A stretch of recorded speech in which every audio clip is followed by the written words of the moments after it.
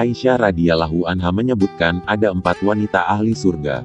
Mereka adalah Maryam binti Imran, Fatimah binti Rasulullah Shallallahu Alaihi Wasallam, Khadijah bintu Khuwailid, dan Asyah.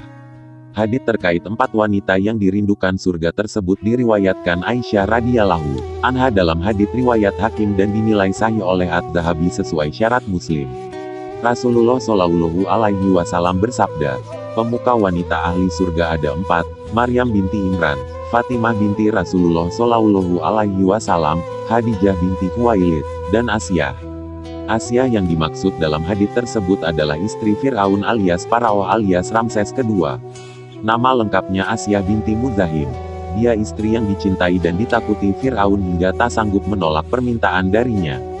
Fir'aun hampir pasti meluluskan permintaan Asyah meski bertentangan dengan keputusannya.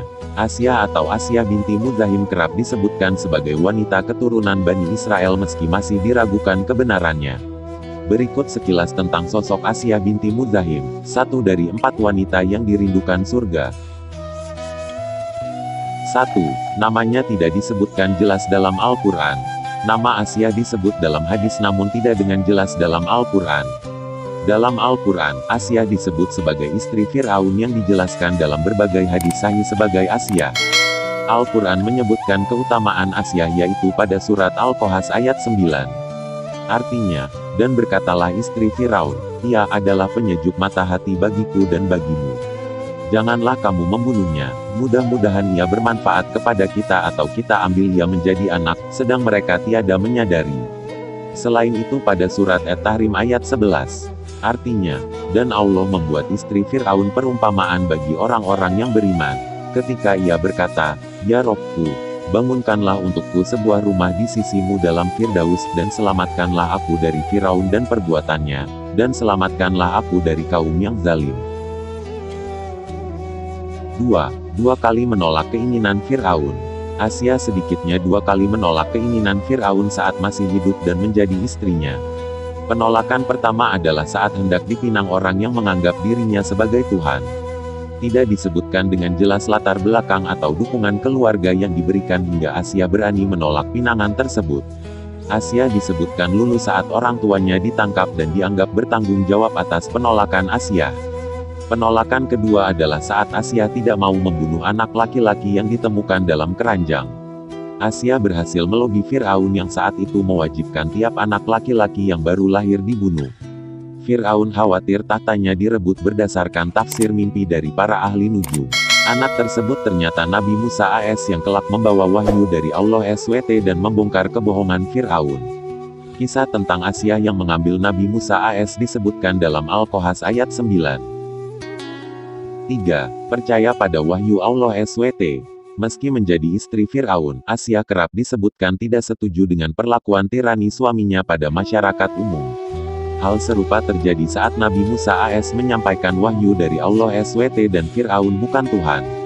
Asyah percaya pada wahyu yang dibawa Nabi Musa AS meski harus mengakui keimanannya diam-diam supaya tidak diketahui Fir'aun.